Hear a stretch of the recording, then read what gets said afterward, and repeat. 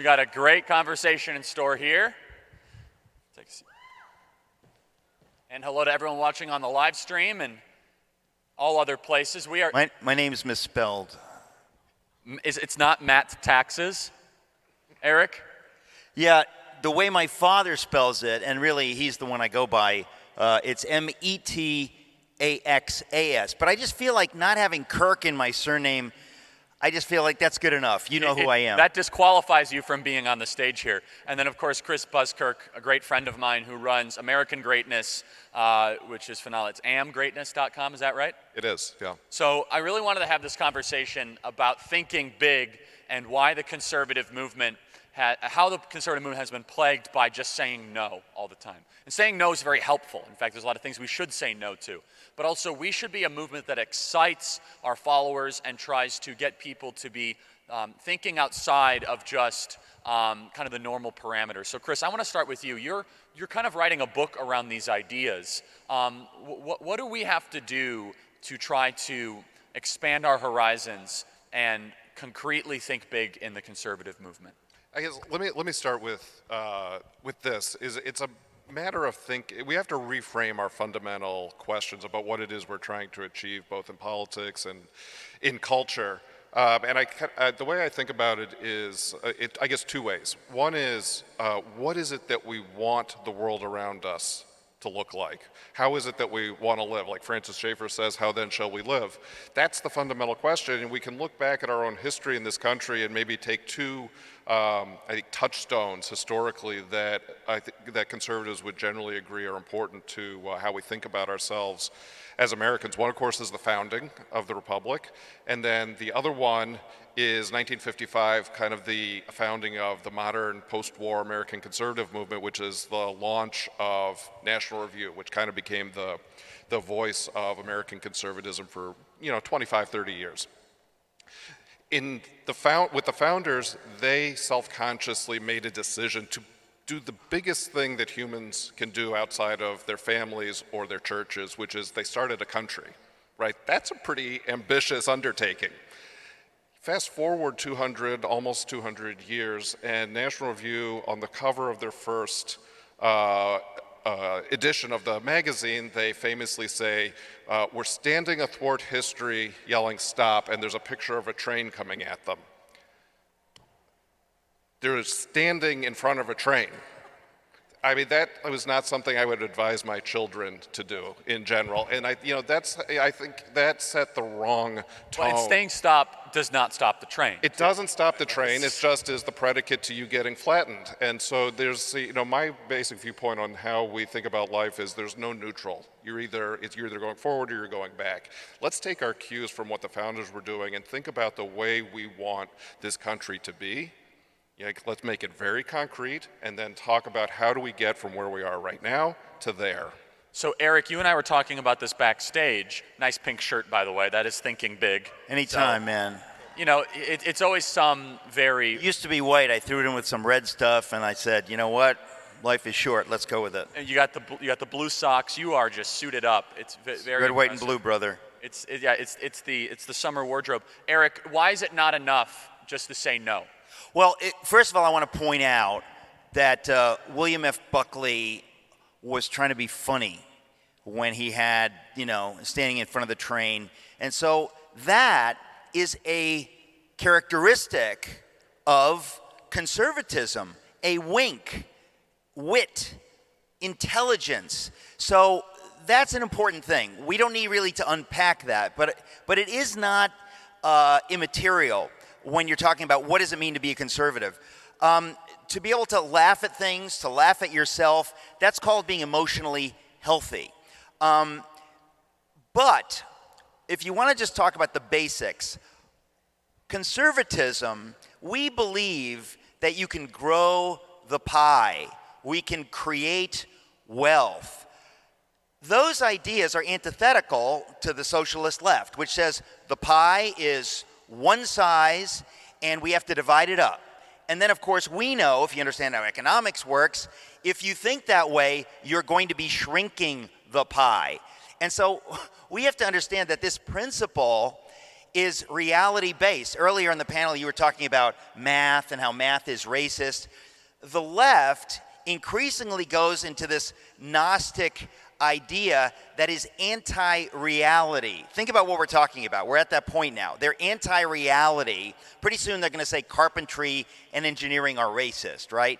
So reality says that you can grow wealth. So if you care about poor people, you want to grow wealth. So the idea that we're conserving something, at some point, I think you have to step away from that because it's sort of, of course we're conserving something, but what we're conserving really is fidelity to reality because the left is unmoored from reality. They have these ideas which we have seen in the decades be proved to not work, that we can divide up a certain amount of wealth and everybody will be blessed and we'll live in utopia. That never happens. The ideas of conservatism are fundamentally reality-based. There are a lot of people. How can we bless the most people? How can we give everybody opportunity? So it's a wildly different thing than we're at a point in a sense where it is the left that is trying to conserve the pie, and they can't do it. So Chris, what does that look like? What does it look like for a movement to start to demand kind of this new era of risk-taking and doing things? Because it seems as if the only risks that we take anymore in society are trying to roll out an experimental vaccine or invading some other sovereign country halfway around the world.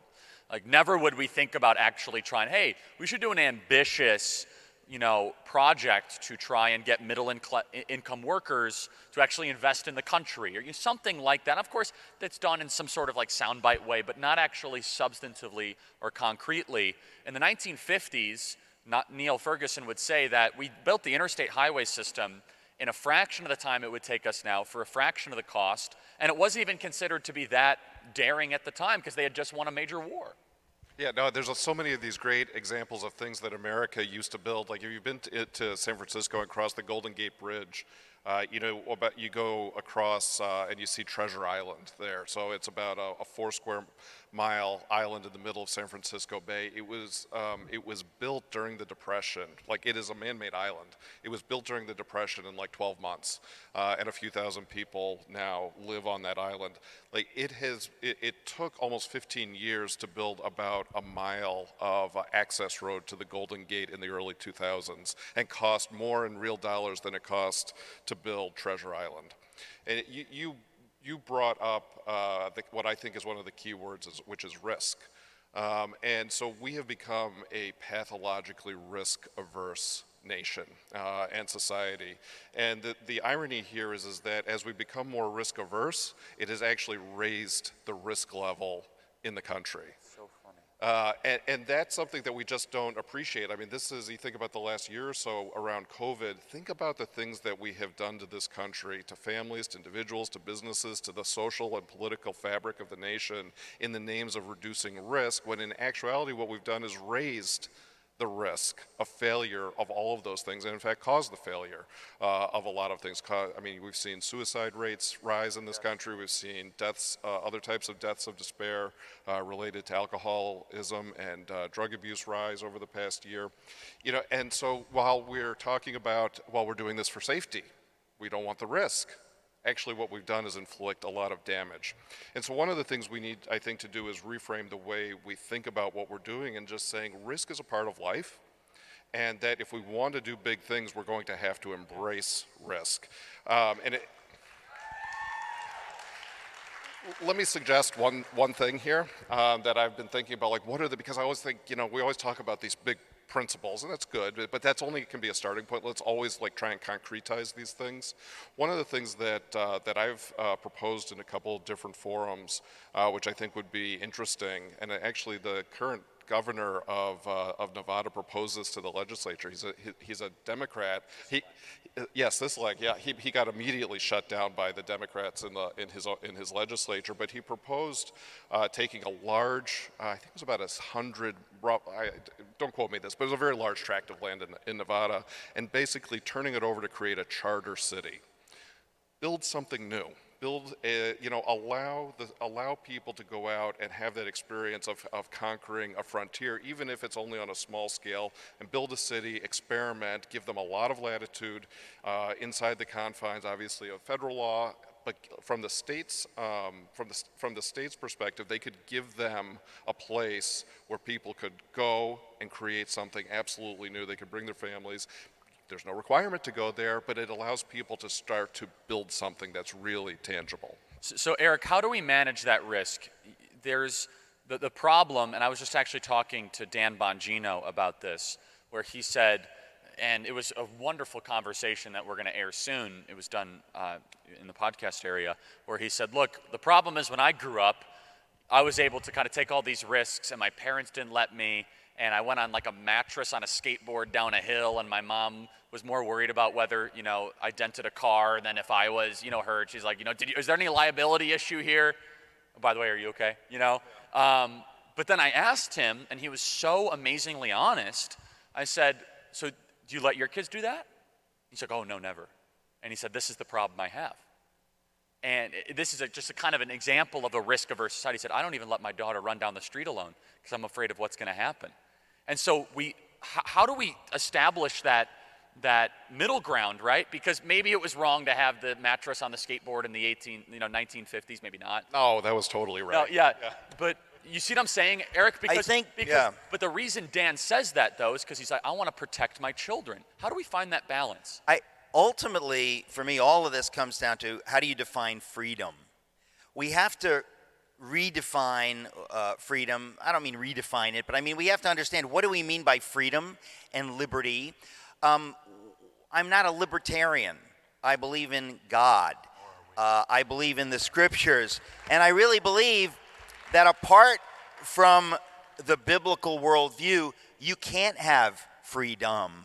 And so if you really want people to be free, you really have to define all this stuff. And the idea of, I would actually say that what has happened, this desire for safety, for guarantees, is fear of death. It's nothing more or less. It is fear of death.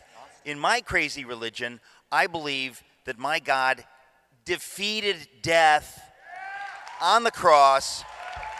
And I think to myself, if I actually believe that, if I know that that is true, I will live utterly differently. I will live free, without fear. The Democrats and the left are fundamentally fear-based, and they will say things like, we're doing all this weird stuff because we want to save lives. They don't even know why they want to be alive or what the point is. They just use this as a boogeyman to scare people. We want to save lives. They are fundamentally fear-based. If you know who you are and whose, capital W, you are, you can really live freely, and you will live differently. And I honestly think that, even those of us who say we're conservatives or Christians, we've bought into, we're breathing the zeitgeist enough that even folks like Dan Bongino and we have bought into this a little bit because we don't model this in our culture. When I was growing up, I'm watching John Wayne movies and, people are getting in fistfights and cracking chairs over each other's heads and stuff, and you think, that's what it is to be a man. That looks like fun. Today, if you actually did that in a bar, you'd be arrested and you'd have to do community training or something like that because if we don't behave, that's toxic masculinity. The wildness that is at the heart of reality, you can go wrong in two ways, right? You can say, let's just ride that thing and we're going to be free, but we're really going to be people who are living it's license, it's not liberty. And so there is that balance, and you really have to define these things. And it's our culture today, you really get a choice between, I'm a Christian conservative porn star, isn't that great? On the one hand, not that I'm judging, as long as it's Christian porn, I'm good with it. I just want to be very, very clear, right? But the point is that you've got that on the one hand, which is obviously saying that I don't believe in social conservatism. So I want to say to that person, how are you defining anything at this point? You just want anarchy, but you're calling it conservatism. And then on the other hand, you have this inability to be free, and so you're bound up and fear-based, and you say, look, we've only got this. We can never grow wealth. That's a crazy idea, and so we're just going to have to divide it up. And I just want to get my piece. I mean, these are so fundamentally different that we really kind of have to go there. So Chris, then from a public policy standpoint and how these ideas kind of come into reality, we have to realize there's good risk and bad risk. For example, bad risk would be trying to risk something in the pursuit of licentiousness or in the pursuit of pleasure. That's why the American founding was a great example, because it was risk in the pursuit of virtue, right? So we have to understand that our orientation is really Correct. important when we're talking about risk. We're not telling you to just go interrupt traffic to try to say that I'm fighting climate change, right? But we are saying, hey, it might be worth it to try to go through the airport as far as you can without wearing a mask. That's risk. Crazy talk. Shut him down. That's risk in the pursuit of a good thing. So we have to make sure we're oriented correctly. And then also, can you give some examples, Chris, of where you've been disappointed that conservatives in public office are not willing to take risks, willing to embrace new ideas for whatever reason? It's almost like they live in this permanent loss aversion state. I didn't realize you were canceling the rest of the speakers for the afternoon, because that's a long list. I want to just respond quickly to something that Eric said that sort of leads into this. And that is, when you think about the people who sort of identify with the political left, or people who live in opposition to the God of the Bible, atheists, however you want to define them, they know they don't want to die. They don't know how they want to live or why. It's just dying's bad, for sure. And they have no idea why dying is bad or why life is good. Because you don't have brunch on Sunday. I forgot about that. Right. The secular rite that happens right. on the seventh day of the week.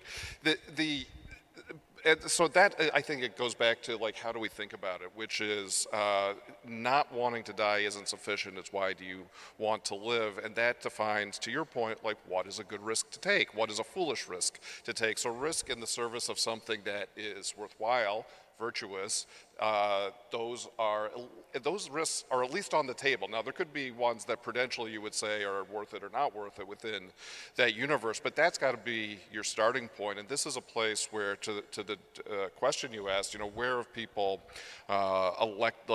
Republican office holders sort of disappointed on this? And I would say there's one big area on this front where Republican office holders have consistently disappointed. And what we've seen over the past 30 or 40 years is that in every even-numbered year, meaning every election year, Republican candidates and office holders realize that a lot of their volunteers, a lot of their voters are people of faith, are Christians, Catholic, Protestant, whatever, are observant Jews. This is the base of the people who forms the core of the Republican coalition. Now, there's obviously other groups, and people view themselves differently, as they have different priorities and whatnot, but office holders go and say, I'm against abortion, I'm for the family, I'm for faith, blah, blah, blah, blah, and oh, by the way, it's November 10th. What's your name again? I don't remember. You voted for me, right? Okay, next. And then they don't really deliver on any of those things. And what has happened is our families have gotten a lot of lip service for the past couple of generations and no action. Families are under more pressure today than they were 10 years ago, 20 years ago, 30 years ago. The total fertility rate in this country is well below the replacement rate in this country. Why? Because there are fewer marriages taking place as a percentage of the population. The people who are getting married are having fewer children. The number just came out a week or two ago.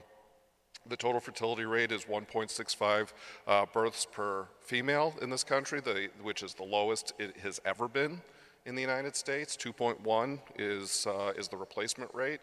And you cannot support a family of four on a single median wage in this country. That was possible as late as 1989 or 1990, so within the living memory of almost everybody in this room. That fundamentally changes things. Like, if you have to, it says nothing about desire, but if you have to have two people working to support a family of four, that makes it harder to have kids, just raises the bar. And this is a place where there has been a conscious decision, maybe it was a subconscious decision for some people, to say, well, we would rather chase a free trade deal with China, and we don't care what happens to our families. And if American families pay the price, hey, free markets. And that is something that we're going to have to reckon with because it has a direct material and cultural impact on the future of the country, and we're starting to feel that now. Yeah, a family-first agenda has been one that has not been put on the forefront for, quite honestly, some time, but it's always given in slogans and in meetings. But what has been the big policy accomplishment for the pro-family agenda since 1980? I mean, maybe a couple tax credits here and there, maybe, right? When you look at, and the reason is because most families don't have lobbyists in Washington, D.C., so we're going to continue this conversation backstage on the podcast later in the day. But Eric, in closing, what can people individually do as they listen to this rebroadcast throughout to actually be able to take those risks and pursue a virtue? Your book that was translated in dozens of languages, the Bonhoeffer book, was about a risk taker. I mean, that's not the only description of him, but I think that's a fair way, right? And if you guys don't know the story of Bonhoeffer, it's incredible. And Eric has wrote the magnum opus on it. And so, Eric, what does that look like? Well, I think this is there's an irony at the heart of reality. If you know that God is real, then you're a fool not to trust him. And when you trust God, it looks to people who don't know that God is real like you're being a wild man. Like, how can you do that? That is crazy. Don't you understand? You need to be careful. You need to have more fear. Don't you understand what you're doing? But if you are following God, who looks invisible to many people, you just look like a wild risk taker.